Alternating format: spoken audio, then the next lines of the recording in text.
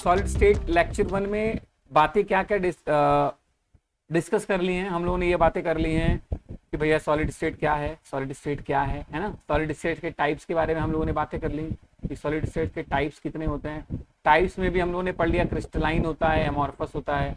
हम लोगों ने एमॉर्फस के बारे में जान लिया, एमॉर्फस क्या है, उससे रिलेटेड क्वेश्चन डिस्कस कर लिए जो स्कूल एग्जाम बोर्ड एग्जाम में आने लायक थे। फिर हम लोगों ने क्रिस्टलाइन सॉलिड्स को क्लासीफाई करके पढ़ा, उनके एग्जाम्पल्स पढ़े, उनकी केमिकल प्रॉपर्टीज पढ़ी, है ना। ये सब हम लोगों ने लेक्चर 1 में डिसाइड कर लिया था। हम लोगों ने डिस्कस भी कर लिया था क्रिस्टलाइन एमॉर्फस के बीच में डिफरेंस क्या है, स्यूडो सॉलिड किसको बोलते हैं, क्यों एमॉर्फस को सुपर कूल्ड लिक्विड बोलते हैं, है ना। हम लोगों ने कुछ क्वेश्चंस भी कर लिए थे आइडेंटिफिकेशन वाले कि इसको देख के क्लियर करना था कौन क्रिस्टलाइन है कौन एमॉर्फस है। ठीक, हम लोगों ने सब क्लासिफिकेशन क्रिस्टलाइन का भी पढ़ लिया था कि आयनिक है, मेटेलिक है, कोवेलेंट है, मॉलिक्यूलर है। दैट मीन्स मैं आपको एक छोटा सा रिवीजन दे रहा था कि हम लोगों ने पहले लेक्चर में क्या क्या बातें कर ली थी। हमने different types of crystalline solids के बीच में जो डिफरेंसेस हैं, जो मेन पॉइंट्स हैं एग्जांपल्स के थ्रू, उनको भी डिस्कस कर ली। तो प्यारे बच्चों, आज की जो कहानी है वो थोड़ी इंपॉर्टेंट कहानी है और आई होप आप बड़े सीरियसली मेरी बातों को सुनेंगे और समझना तो क्लियर, आप समझ तो जाओगे ही, उसके लिए कोई सोचने की बात नहीं है। तो आज हम लोग बात करने वाले हैं क्या, क्रिस्टल लैटिस और यूनिट सेल के बारे में। मेरी बात बहुत ध्यान से समझिएगा, मैं आपको क्या समझाना चाहता हूं। देखिए, सॉलिड स्टेट कहा जाता है कि वो ज्यादा अच्छा समझ सकता है जो जितना अच्छा सोच सकता है। तो मेरे पास पीपीटी है, 3 डायमेंशनल स्ट्रक्चर के थ्रू मैं आपको अच्छा सोचने पे मजबूर कर सकता हूं, मैं आपको अच्छा क्लियरली समझा सकता हूं जिससे आप बातों को प्रॉपरली अच्छे से समझ सको। तो चलो बच्चों, एक लंबी सांस लेते हैं और अपनी कहानी लग सकते हैं। चलो ध्यान से देखो, हम लोग बात करने वाले हैं क्रिस्टल लैटिस क्या होता है और यूनिट सेल क्या होता है। चलिए एक एक करके समझते हैं। मैंने कहा आपके सामने ये क्या बना हुआ है, एक क्यूब का स्ट्रक्चर बना हुआ है। क्यूब का स्ट्रक्चर मतलब ये क्यूब ऐसे ही होता है, एक क्यूब ऐसे होता है आपके सामने, है ना। बचपन में बहुत बार आपने क्यूब बनाए होंगे ऐसे करके, नहीं बनाए तो चलो मैं आपको दिखा देता हूँ कैसे बनाते हैं क्यूब, है ना। तो कोई भी सॉलिड जो है वो क्या होता है, 3 डायमेंशनल स्ट्रक्चर होता है। उसमें लेंथ भी होती है, उसमें विड्थ भी होती है, उसमें हाइट भी होती है। मतलब उसमें तीनों एक्सिस होते हैं, एक्स एक्सिस भी होता है, वाई एक्सिस भी होता है और जेड एक्सिस भी होता है ना। तो सबसे पहले मैं जानना चाहता हूं, आपको बताना चाहता हूं कि व्हाट इज क्रिस्टल लैटिस।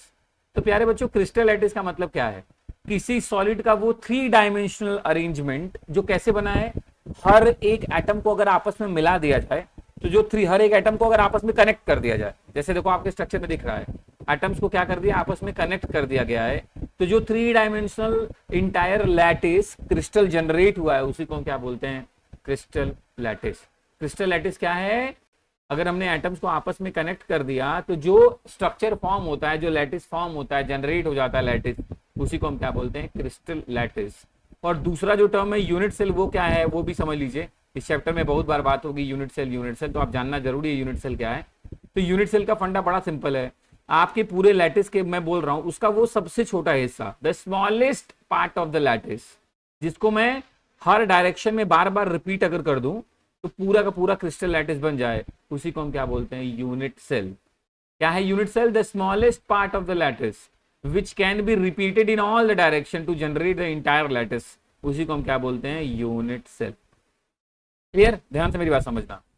हमने क्या बोला, क्रिस्टल लैटिस क्या है, जैसे मैंने कोई सॉलिड आपके सामने रखा हुआ है ना, उसका जो पूरा स्ट्रक्चर आपको दिख रहा है 3 डायमेंशनल स्ट्रक्चर, जो कि कैसे बना है, एटम्स को आपस में कनेक्ट करने के बाद बना है, उसी को हम प्यारे बच्चों क्या बोलते हैं, क्रिस्टल लैटिस।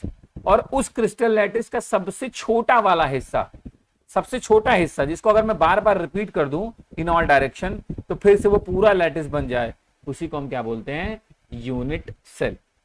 और किसी भी यूनिट सेल को अगर आपको रिप्रेजेंट करना हो तो मैंने अभी बोला हमें 2 चीजों की जरूरत पड़ेगी। एक तो मैंने क्या बोला, उसका लेंथ होगा, विड्थ होगा, हाइट होगा, तो उसको मेजर करना पड़ेगा। मतलब उनको हम नाम देते हैं एजेस। ये क्या है, जैसे मैंने ये देखा एक स्ट्रक्चर बना, ये एज है, ये एज है, ये एज है ना। लेंथ, विड्थ और हाइट, जैसे मैंने यहाँ पे दिखा रहा, मान लो ये मैं कह रहा हूँ ये लेंथ है, ये क्या है, इसकी विड्थ है ना, या हाइट मान लो, ये क्या है, इसकी विड्थ है, कुछ भी मान लो आपकी, मतलब तीनों डायरेक्शन है आपके पास, एक्स भी है, वाई भी है, जेड एक्सिस भी है। तो मुझे किसी यूनिट सेल को रिप्रेजेंट करने के लिए 2 चीजों की जरूरत पड़ेगी। एक तो जो यूनिट सेल की एजेस है उनकी लेंथ, मतलब लेंथ कितनी है, विड्थ कितनी है, हाइट कितनी है।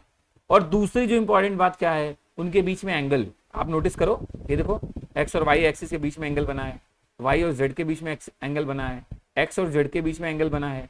तो हमें 2 चीजों की जरूरत पड़ेगी यूनिट सेल को रिप्रेजेंट करने के लिए, एज लेंथ और जो फेसेस है, आप कह सकते हैं इंटरफेशियल एंगल, या आप कह सकते हैं एंगल बिटवीन एजेस। और जो एज लेंथ है उनको हम रिप्रेजेंट करते हैं ए, बी और सी से। जैसे मैंने क्या बोला भाई, लेंथ है, विड्थ है, हाइट है, उनको रिप्रेजेंट कर दिया ए से, बी से, सी से। किसी को भी कर सकते हो, ये मत सोचना कि ए हमेशा वाई एक्सिस वाले को ही बोल दिया गया है, बी, ऐसा कुछ नहीं है यार, अपनी मर्जी है, किसी को ए मान लो, किसी को बी मान लो, किसी को सी मान लो। लेकिन जो एंगल बन रहे हैं अल्फा, बीटा और गामा, मेरे प्यारे बच्चों, वो कुछ मत मान लेना, वो ऐसा नहीं कुछ भी मान लेना। उसका लॉजिक क्या है, समझना मेरी बात, मैं क्या बोल रहा हूं। उसका लॉजिक अलग है।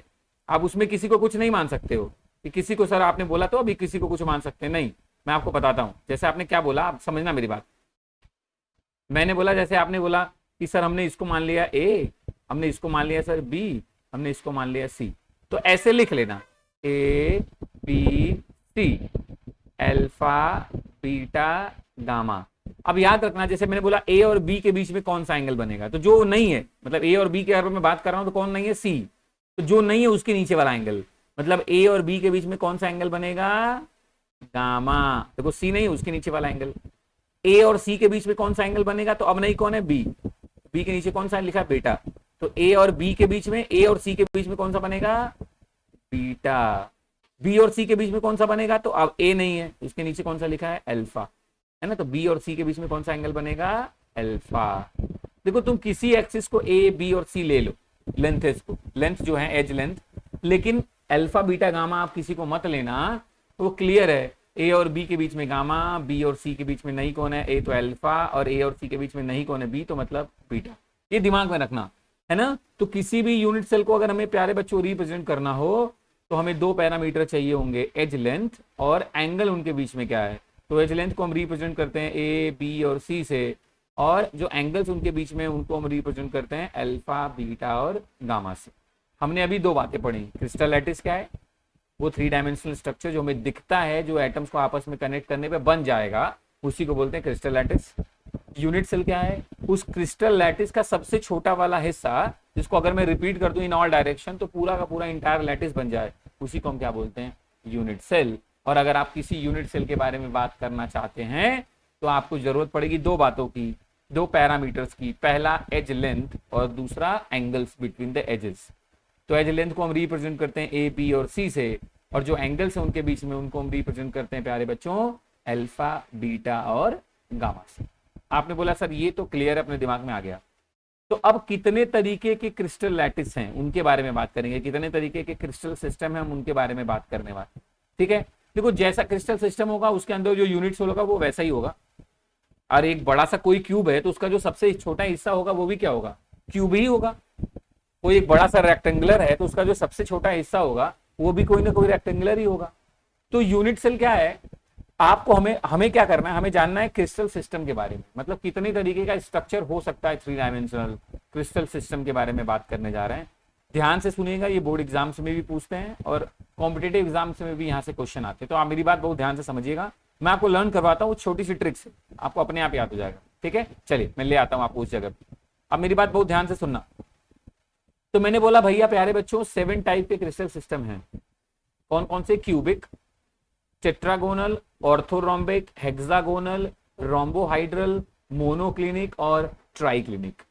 7 टाइप के क्रिस्टल सिस्टम हैं, और हर एक क्रिस्टल सिस्टम में ऑब्वियसली होगा यूनिट सेल, और यूनिट सेल होगा तो मतलब दो पैरामीटर्स को लेके हमें बात करनी है, उनके एज लेंथ को लेके बात करनी है और उनके एक्सियल एंगल्स को लेके बात करनी है, मतलब ए, बी और सी को लेके बात करनी है, अल्फा, बीटा और गामा को लेके बात करनी है।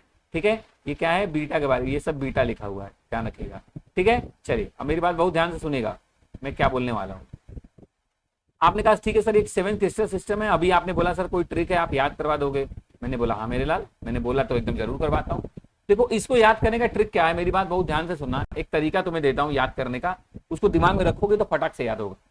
इसको ऐसे याद करना है ना, इसको आप याद ऐसे करना, सी टॉर एच एम टी। मेरी बात बहुत ध्यान सुनो, मैं याद करवा रहा हूँ। क्रिस्टल सिस्टम 7 टाइप्स के ऐसे याद करो, सी टॉर एच एम टी, सी टॉर TOR टॉर HMT। एक दो बार बोलोगे अपने आप याद हो जाएगा, सी टॉर HMT। सी बोले तो क्यूबिक, टी बोले तो टेट्रागोनल, ओ बोले तो ऑर्थोरोम्बिक, आर बोले तो रोम्बोहाइड्रल, एच बोले तो हेक्सागोनल, एम बोले तो मोनोक्लिनिक और टी बोले तो ट्राइक्लिनिक, है ना। एम बोले तो आपको लगा मुन्ना भाई की बात कर रहे हैं, नहीं, सी टॉर एच एम टी, सी मतलब क्यूबिक, देखो सेवन सिस्टम है, इनके नाम तो हमें एटलीस्ट दिमाग में रखने पड़ेंगे, तो बाकी मैं आपको अपने आप याद करवा दूंगा। सी मतलब क्यूबिक, टी मतलब टेट्रागोनल, ओ मतलब ऑर्थोरोम्बिक, आर मतलब रोम्बोहाइड्रल, एच मतलब हेक्सागोनल, एम मतलब मोनोक्लिनिक और टी मतलब प्यारे बच्चों ट्राइक्लिनिक। अब इसमें एक्सियल लेंथ और एक्सियल एंगल याद करना है, तो जैसे मैं बोल रहा हूं वैसे याद करो प्यारे बच्चों, अपने आप तुम्हें सब याद हो जाएगा। बहुत ध्यान से मेरी बात सुनना। देखो पहले क्या करना, सब बराबर करना। देखो A equal to B equal to C, फिर एक लोचा मतलब लास्ट वाला, देखो B A equal to B है बस सी नहीं है, और तीसरे में क्या करना, सब अनइक्वल कर देना। देखो पहले में सब बराबर थे, दूसरे में एक बी और सी अनइक्वल हुआ, और तीसरे में ए भी, बी भी और सी भी सब अनइक्वल हो गए। सी टॉर तीन हो गया, सी टी ओ, ठीक। फिर आर से स्टार्ट करते हैं, फिर सब बराबर करना, देखो आर सब बराबर, फिर A equal to B equal to C, फिर एच में हेक्सागोनल में फिर बी और सी को लोचा कर देना, फिर मोनोक्लिनिक में तीनों लोचा कर देना, देखो तीनों लोचा हो गया, और जो लास्ट में बना उसमें क्या है, सेम। ये सबसे अनसिमेट्रिकल है। पहले वाला देखो लिखा है ना मोस्ट सिमेट्रिकल, तो क्यूबिक मोस्ट सिमेट्रिकल क्यों है, क्योंकि इसमें A equal to B equal to C भी है, alpha equal to beta equal to gamma equal to 90 भी है। और ट्राई क्लिनिक को मोस्ट अनसिमेट्रिकल क्यों लिखा है, क्योंकि इसमें ए बी और सी आपस में इक्वल भी नहीं है, अल्फा बीटा गामा भी आपस में इक्वल नहीं है, और 90 के इक्वल भी नहीं है ना। तो ट्राई क्लिनिक समझ लो मोस्ट अनसिमेट्रिकल है। तो मैं पहले की बात कर रहा हूं, देखो सी टॉर में क्या था, सी में सब बराबर, फिर बी अनइक्वल हो गया सी के, टी वाले में ओ में सब अनइक्वल, फिर आर से स्टार्ट करना, आर में सब बराबर, एच में बी अनइक्वल टू सी करना, और एम में सब अनइक्वल, और टी तो मैं बोल ही रहा हूं ट्राई क्लिनिक वाला सबसे ज्यादा अनसिमेट्रिकल है ही। ये एक्सियल लेंथ तुम्हें याद हो गया, समझो ध्यान से, देखो बड़ा सही रिलेट कर रहा हूं मैं तुम्हारे लिए। क्यूबिक सब बराबर, उसके नीचे वाला एक अनइक्वल, उसके नीचे वाला सब अनइक्वल, फिर आगे बढ़ते, फिर सब बराबर, फिर उसके नीचे वाला एक अनइक्वल, उसके नीचे वाला सब अनइक्वल, और लास्ट वाला तो सब अनइक्वल है ही। तो ये मत देखना कि सर पीपीटी में तो लिखा है सी टी ओ एच लिख दिया, नहीं, मैं आपको याद जो करवा रहा हूं तरीका वो ऐसे है, सी टी ओ आर, मेरे जो बता रहा हूं उसमें आर आ रहा है पहले, हेक्सागोनल आर के बाद आ रहा है, ध्यान से सुनना। तो इसको देख के कंफ्यूज मत होना कि यहां तो सर बराबर नहीं लिखा है, तो इसीलिए मैं जो बोल रहा हूं उसको पकड़ो, सी टॉर एच एम टी, इसको ऐसे याद करो, फिर जो मैंने ट्रिक दिया वैसे, पहले में सब बराबर, टी वाले में एक अनइक्वल, ओ वाले में सब अनइक्वल, फिर आर वाले में सब बराबर, एच वाले में एक अनइक्वल, एम वाले में सब अनइक्वल, और टी वाला तो है ही सब अनइक्वल वाला। ये तरीका था एक्सियल लेंथ को याद करने का। अब आते हैं एक्सियल एंगल्स को याद करवाता हूं, अब देखिएगा ध्यान सुनना। पहले के जो तीन है सी टी ओ मतलब क्यूबिक, टेट्रागोनल और ऑर्थोरम्बिक, इसमें alpha equal to beta equal to gamma equal to 90, तीनों में होता है। देखो alpha equal to beta equal to gamma equal to 90, alpha equal to beta equal to gamma equal to 90, alpha equal to beta equal to gamma equal to 90, हो गया। अब नीचे ध्यान से सुनना, उसके बाद जो आ रहा है कौन सा, अपने वाले में कौन सा है, रोम्बोहाइड्रल। उसमें क्या होता है, उसमें देखो अभी तक सब बराबर थे, अब अगला जो आया है आपका, आपके हिसाब से सी टॉर वाले मतलब रोम्बोहाइड्रल में, उसमें alpha equal to beta equal to gamma तो है, बट अब वो 90 के इक्वल नहीं है। ध्यान से सुनना, alpha equal to beta equal to gamma तो है, बट वो 90 के इक्वल नहीं है। ये हो गया रोम्बोहाइड्रल। अब आते हैं हेक्सागोनल में। हेक्सागोनल में क्या होगा, इसमें अल्फा और बीटा तो 90 के बराबर हैं, लेकिन गामा 90 के बराबर नहीं है, वो कितना है 120। देखो पकड़ो, पहले तीन क्या थे, अल्फा बीटा गामा 90 सब बराबर। चौथे में क्या हुआ, अल्फा बीटा और गामा तो हैं बराबर लेकिन 90 के इक्वल नहीं है। पांचवें में क्या हुआ, अल्फा बीटा 90 है, गामा नहीं है, वो है कितना 120। मतलब 5 हो गए, सी हो गया, टी हो गया, ओ हो गया, आर हो गया, एच हो गया। अब आते हैं मोनोक्लिनिक में। मोनोक्लिनिक में क्या है, इसके पहले में क्या था, अल्फा बीटा बराबर थे, गामा नहीं था। इस बार क्या हो गया, अल्फा गामा बराबर है 90 के, और बीटा 90 के बराबर नहीं है। और लास्ट क्या बचा, ट्राई क्लिनिक हो तो तुम्हें पता ही है, अल्फा बीटा गामा सब अनइक्वल है, 90 के बराबर भी नहीं है। तो ये छोटा सा ट्रिक है, और यहां से बहुत सारे क्वेश्चन बनते हैं मेरे प्यारे बच्चों, इसमें आपको एक्सियल लेंथ और एक्सियल एंगल्स सब याद हो जाएंगे।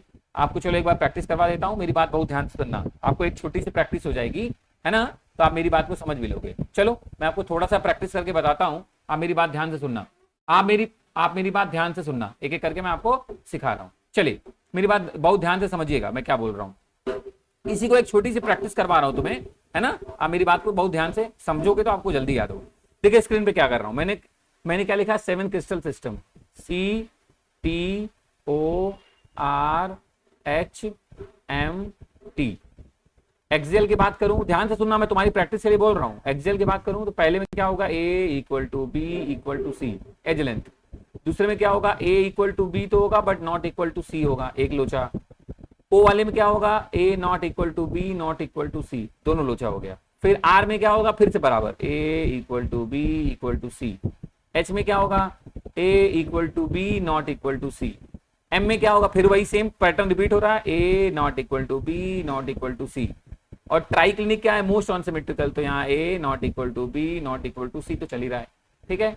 अब आते हैं एंगल्स में, तो पहले तीन जो हैं उसमें alpha equal to beta equal to gamma equal to 90, यहां भी, यहां भी, यहां भी।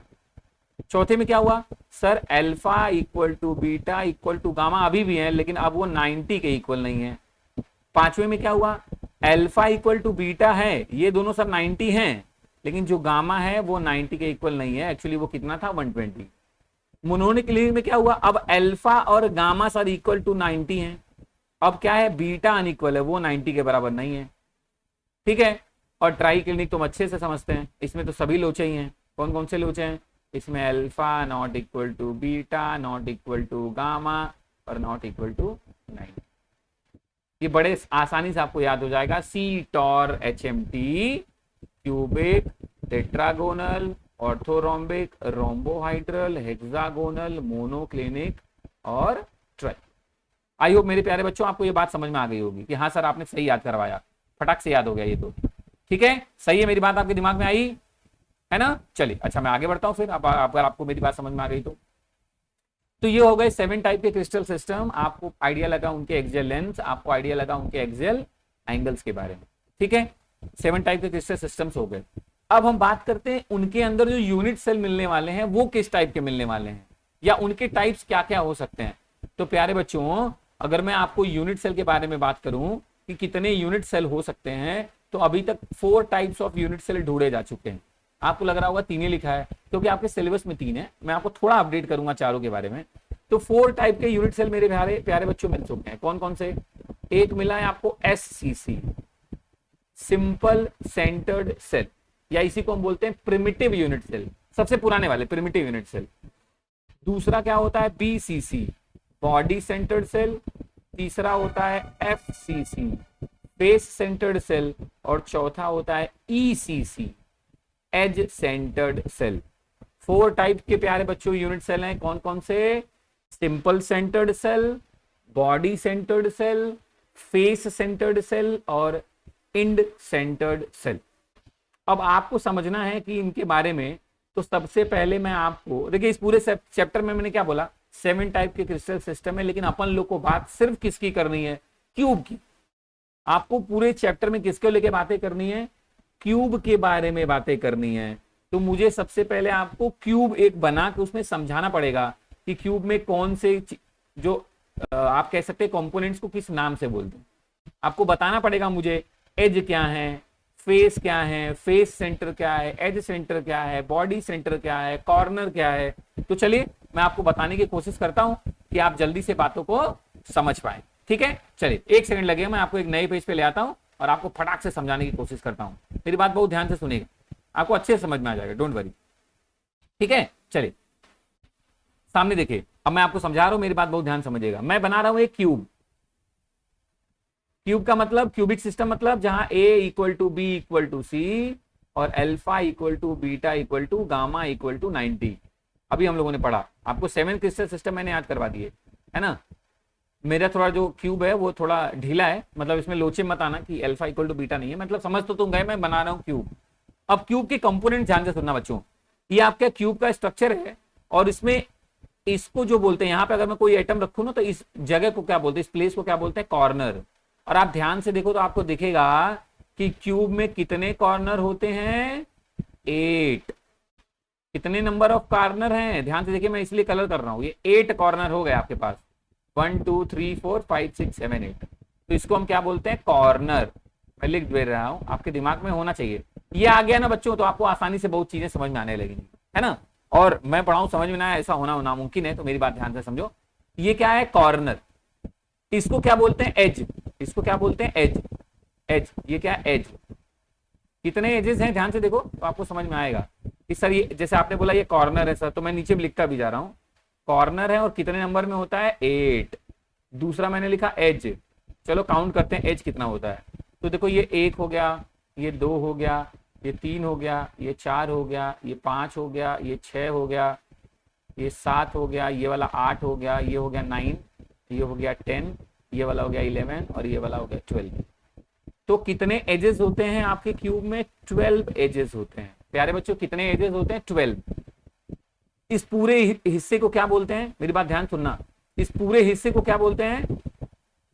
फेस। ये पूरा जो हिस्सा है ये एक, इसको हमने क्या बोला? फेस। ये है फेस। और आप ध्यान से देखो ऐसे कितने फेस हैं स्ट्रक्चर में? एक जैसे ऊपर है वैसे एक नीचे होगा 2, एक आगे है वैसे एक पीछे हो गया 4, और एक इस साइड है वैसे एक इस साइड हो गया। मतलब टोटल फेस कितने हैं? टोटल फेस है मेरे पास 6। तो अगर फेस 6 है तो फेस के जो सेंटर पे अगर मैं कुछ रख दूं एटम, तो इस प्लेस को बोलेंगे फेस सेंटर। तो प्यारे बच्चों अगर फेस 6 है तो फेस सेंटर कितना हुआ? फेस सेंटर भी हो गया 6। वैसे अगर ये एज है तो एज के सेंटर पे अगर मैं कोई जगह बनाऊं तो इसको बोलते हैं एज सेंटर। क्या बोलते हैं? As centre. तो एज अगर 12 है प्यारे बच्चों तो एज सेंटर भी कितना होगा? 12। कितना होगा? 12। और जैसे फेस सेंटर था वैसे एज सेंटर भी आपने डिस्कस कर लिया। वैसे एक यूनिट सेल पूरा है और इस पूरे को मानने एक बॉडी है, और इस बॉडी के यहां सेंटर में अगर मैं कोई एटम रख दूं, या इस प्लेस को मैं नाम क्या दूंगा? इस प्लेस को मैं नाम दूंगा बॉडी सेंटर, है ना? क्या नाम दूंगा? Body centre. तो आप याद करके देखिए, सोच के देखिए, इस पूरे बॉडी में एक ही सेंटर होगा तो बॉडी सेंटर कितने नंबर में होंगे? 1। मेरी बात बहुत ध्यान समझो मैं क्या बोल रहा हूं। किसी भी यूनिट सेल के बारे में अगर मैं आपसे कहूं तो उसमें कितने कॉर्नर होते हैं? 8। कितना एजेस होता है? 12। देखो आपको सामने एक्सप्लेन किया मैंने। कितने फेसेस होते हैं? 6। कितना फेस सेंटर? फेस 6 है तो फेस का सेंटर भी 6। एज 12 है तो एज 12, एज सेंटर भी 12। एक पूरे बॉडी में एक ही सेंटर होगा तो बॉडी सेंटर कितना हुआ? 1। ठीक। और मैं बताने जा रहा हूं, मेरी बात बहुत ध्यान सुनना।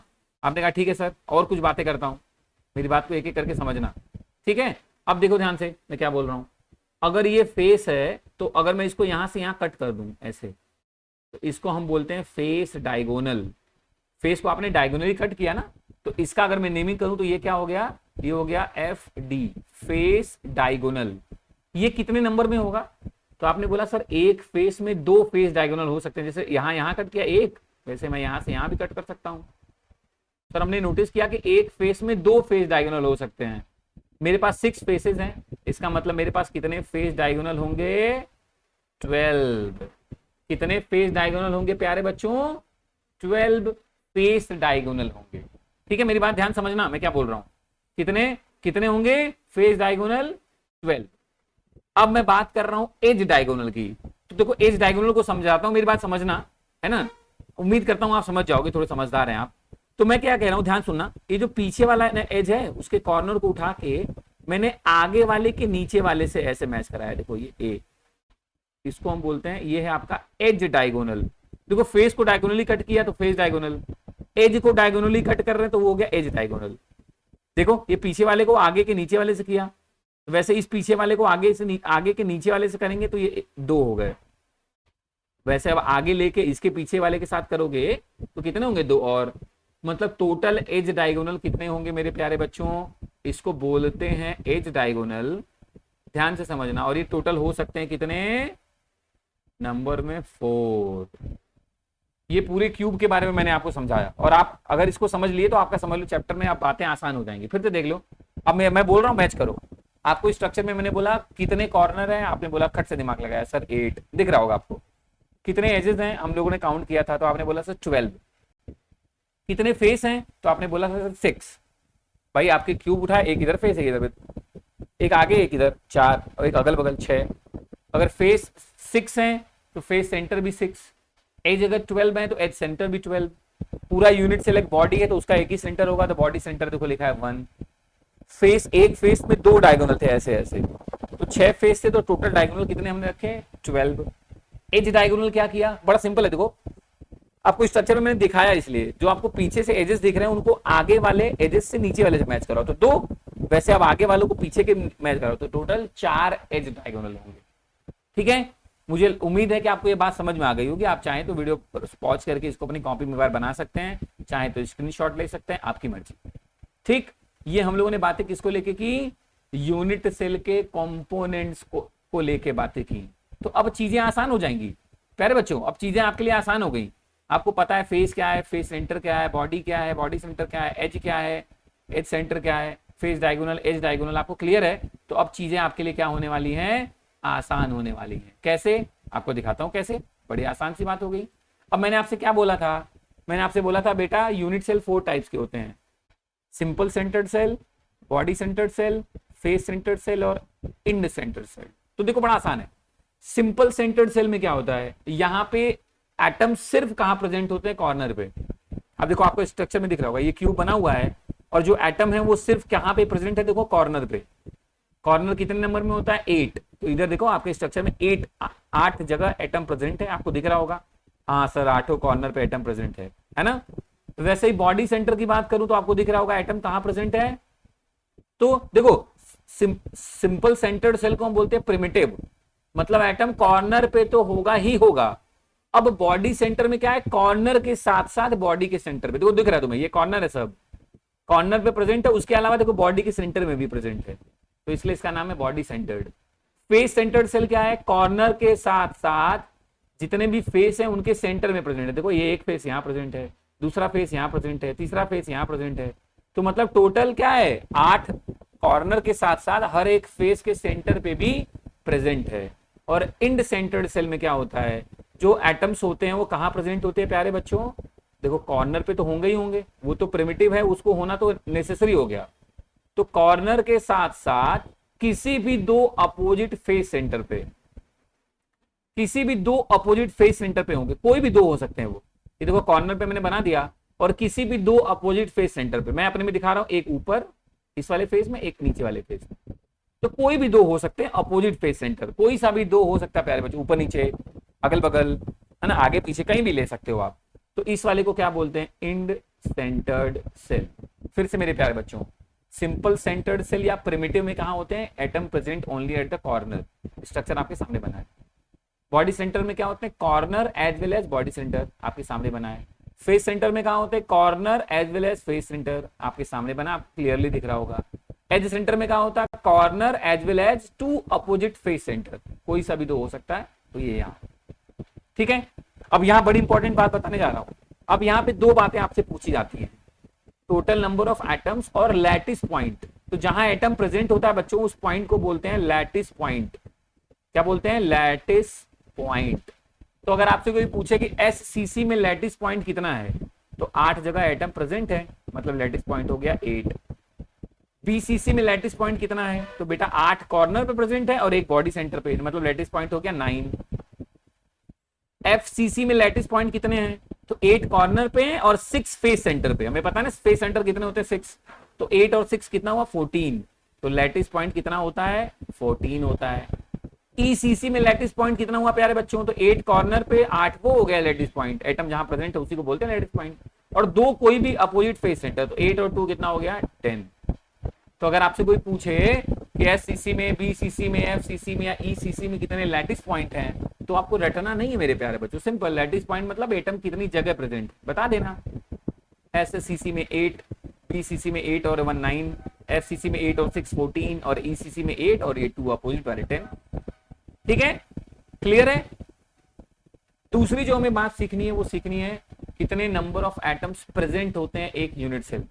ठीक है, तो चलो लेक्चर नंबर 2 में अपन लोग इतनी बातें करते हैं। अभी आपने क्या पढ़ा मैं एक जल्दी से रिकॉल कराता हूं, फिर हम लोग मिलते हैं लेक्चर 3 में और बात करते हैं नंबर ऑफ एटम्स कैसे कैलकुलेट करें। आज हमने बात किया क्रिस्टल लैटिस के बारे में, इस लेक्चर में हमने बात किया यूनिट सेल के बारे में, हमने बात किया यूनिट सेल के पैरामीटर्स के बारे में, उनके एज लेंथ के बारे में, उनके एंगल्स के बारे में अपन लोगों ने बात किया। फिर हम लोगों ने 7 टाइप के क्रिस्टल सिस्टम याद किया और मैंने बात भी किया कि इंपॉर्टेंट है, तो उनके एंगल्स कैसे लर्न हो, उनके एजेस की लेंथ कैसे लर्न हो। मैंने आपको एक ट्रिक दिया सीट और एचएमटी, और आपने उससे बड़े अच्छे से याद कर लिया। फिर हम लोग पढ़ने आए कि अपने क्यूबिक यूनिट सेल में कंपोनेंट्स क्या क्या हो सकते हैं, तो हमने सबके बारे में बात किया, corner, edge, face, edge centre, face centre, body centre, face diagonal, edge diagonal, इन सब के बारे में बात किया। फिर हमने टाइप्स ऑफ यूनिट सेल पढ़े, उनके टाइप्स क्या है, उनकी डिफिनेशंस कैसे लर्न किया जाए, उनका स्ट्रक्चर अपने दिमाग में बैठाया, कितने उसमें लैटिस पॉइंट हैं उनके बारे में बात किया। ठीक है प्यारे बच्चों, तो चलिए आज की कहानी इतनी ही, लेक्चर नंबर 2 में इतनी बात करते हैं, फिर हम लोग मिलते हैं लेक्चर नंबर 3 में। तब तक अपना ख्याल रखो, खुदा हाफिज, सबक है, टेक केयर, बाय बाय।